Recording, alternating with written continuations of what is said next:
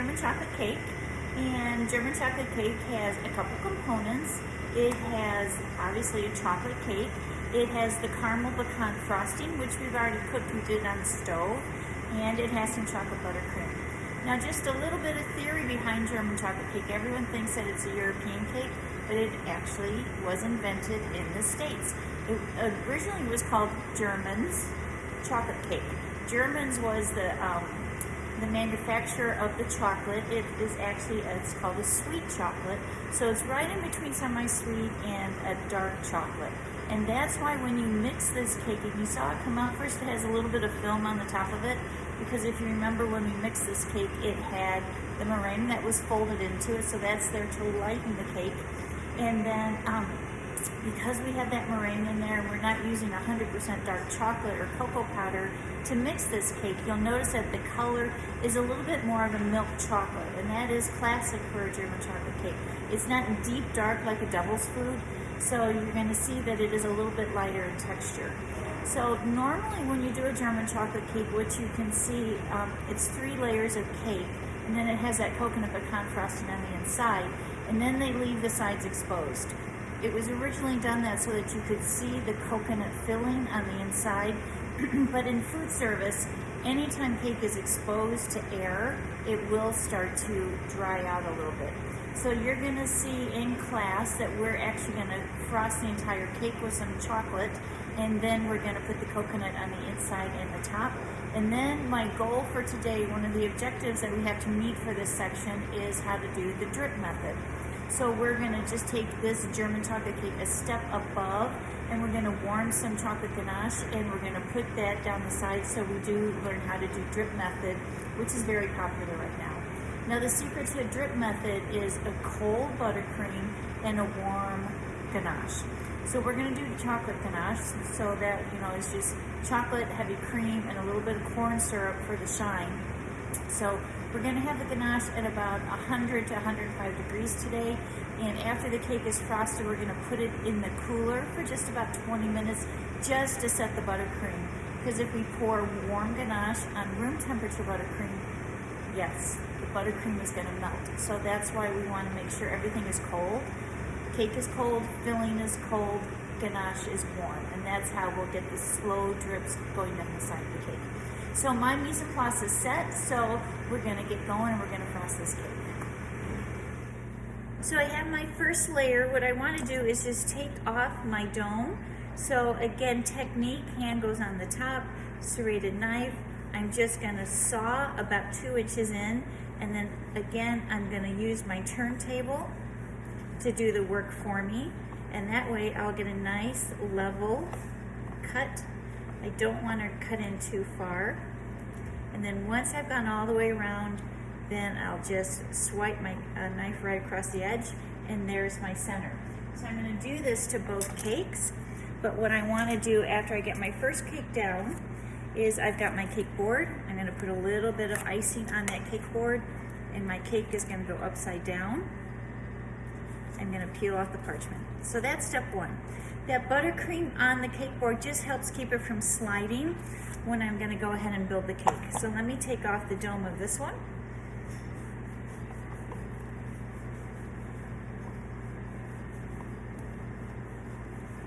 And again, you can see the interior. It does look a little bit like milk chocolate. And again, that is classic for German chocolate. And next cake layer down. So I'm just going to set this to the side. I'm going to wipe off my cake board.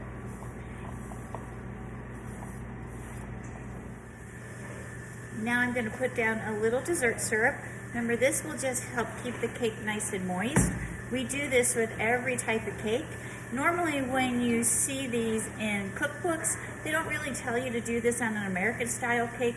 But again, the longer we can promote a good shelf life and the cake is nice and moist, a little simple syrup will always help to do that. Now what I want to do is again create a protective coat. So I'm going to put just about 2 to 3 tablespoons of the chocolate buttercream down. This helps any fruit filling or this coconut pecan that has a lot of moisture. this helps it from sinking into the cake and making the cake soggy. So you can see it's not a real layer, it's just a thin skin of buttercream to just, again, to promote that the coconut pecan does not sink into the cake. I'm going to create my dam. Remember, that dam is here to hold the filling. And now I have my coconut pecan icing. Now, I just pulled this from the fridge and it's a little bit warm, so you can see it doesn't really want to spread very well. So I'm just going to pop this into the microwave for just about 20 seconds, and then you'll see me put it on the inside of the cake. Now, the coconut pecan, remember, this is the one that we cooked on the stovetop, and we just simmered it for about 12 minutes, and that was, again, just to evaporate out some of that milk. And remember, we used evaporated milk on this. You could use whole milk, but when you use whole milk, please know that your cooking time on the stove is going to be longer. And that's why chefs use evaporated milk, because it cuts down the cooking time, because 60% of the water has been evaporated out of that milk already. So it just speeds up the cooking time, and that's why we use it, because otherwise cooking time for this coconut pecan icing, instead of 10 to 12 minutes, would probably be almost an hour on the stove. And that's a long time to sit there and have to stir that filling. It's not very time conducive. And you could end up having, again, the scrambled eggs. So using evaporated milk really speeds up the process for us. So you can see I did first layer of cake. I put down my simple syrup. I put down my protective layer of the chocolate buttercream. I piped my border. And I put just about under 1 cup of the coconut pecan in here. I'm going to save the rest of it for the top. Now I'm going to take my next layer of cake. Because I want to build a nice flat cake, I'm going to put the cut side into the coconut pecan, press down. Just make sure my sides line up. And again, always moisture into the cake. So I'm going to put in my dessert syrup.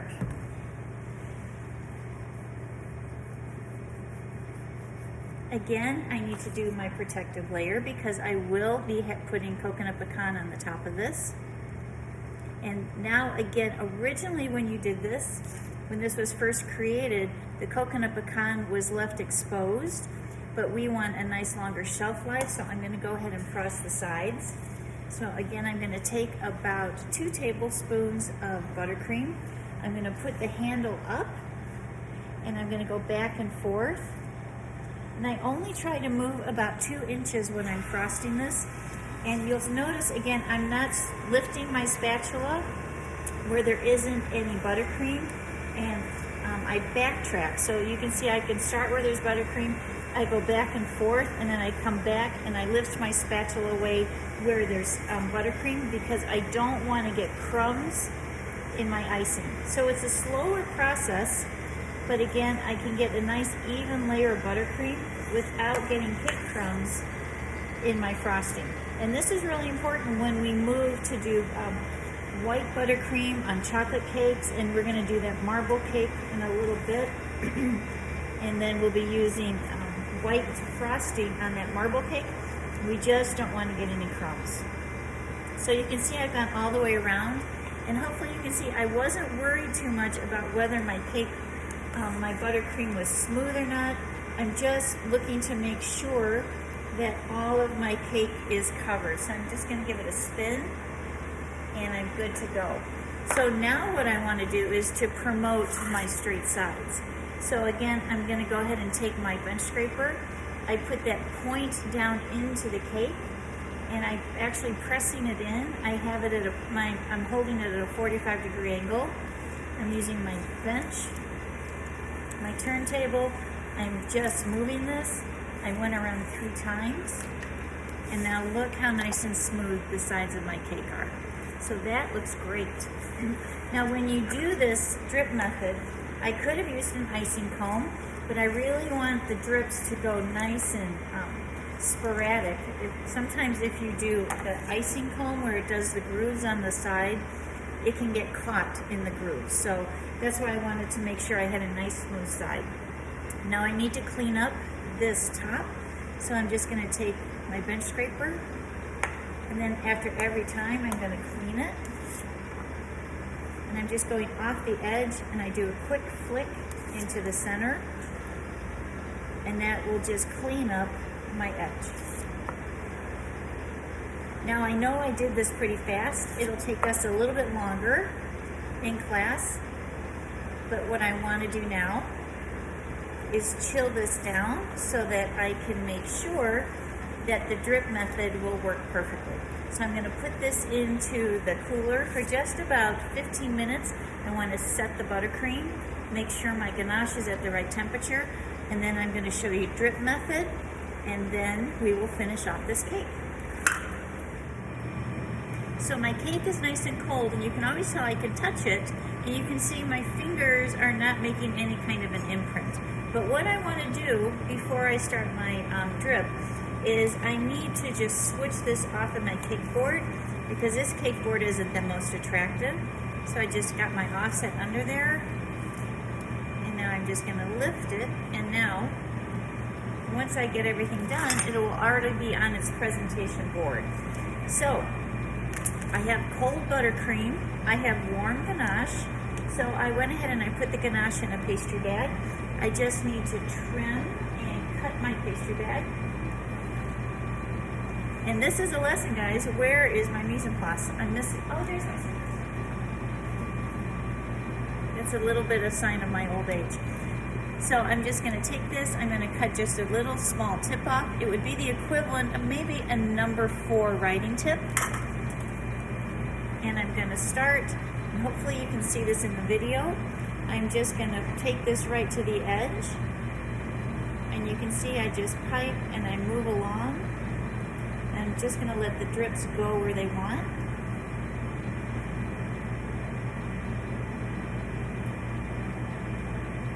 Some drips we want to go all the way down to the bottom. Some we just want them to go just a ½ inch down. The ones that you want to go a little bit deeper, you'll just put a little bit more of the ganache there. So I'm almost all the way around the cake. And we need to do this drip before we put our coconut pecan icing down. So you can see some of the drips go all the way down, some just end a little bit halfway. Now what I want to do is just equal this off, so I'm just going to pipe a nice line of ganache around the top of the cake. And this is going to create my border for my coconut pecan icing so it doesn't slide down the top of the cake. So this time I don't have to do buttercream as my border. This ganache will work perfectly. And look, because the buttercream is so nice and cold, I'm not getting any of the ganache to slide down the sides now, since I'm putting it right at the edge. So that's good. Now I'm going to take the rest of my coconut pecan, because again, this is what people are paying the money for. They want this flavor. So I'm going to take my offset. I'm going to put it right down in the center. This offset's a little bit too big for me.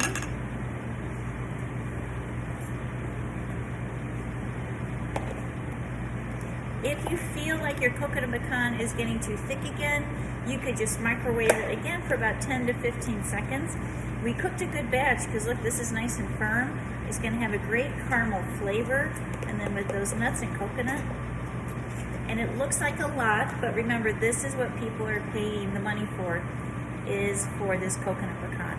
So you can see I'm just moving it to the edge, and in a second I'll smooth it out.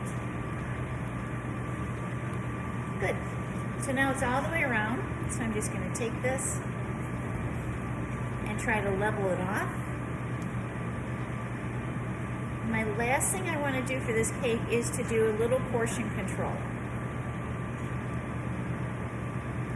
So I still have my buttercream in my bag with that star tip, and I'm going to portion this into 12 pieces. So we're going to do it just like we did the flourless cake. I'm going to come in at 12 o'clock, and 6, 9, and 3, and 2 in between. Now the classic garnish for German chocolate cake is a maraschino cherry. So I went ahead and I rinsed them and I patted them dry, and then this will go right on top of the rosette. Now if you wanted to, you could put a plaquette next to this. You could do a chocolate piping. You could eliminate the maraschino cherries altogether. I'll tell you myself, I'm not the biggest fan of maraschino cherries. I think they're overtly sweet. But we're putting them on, one, because it's classic, and two, it's just going to give a nice pop of color. And if you've ever seen me eat, I have a tendency to like flick the things off of the food that I don't like.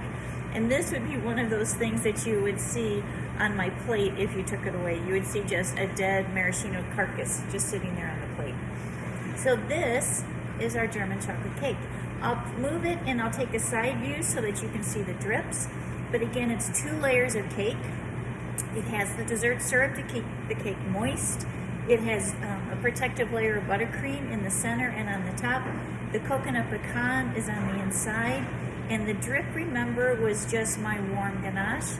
And again, the secret is cold buttercream, warm ganache, so that then the drips, it's enough warmth for them to flow.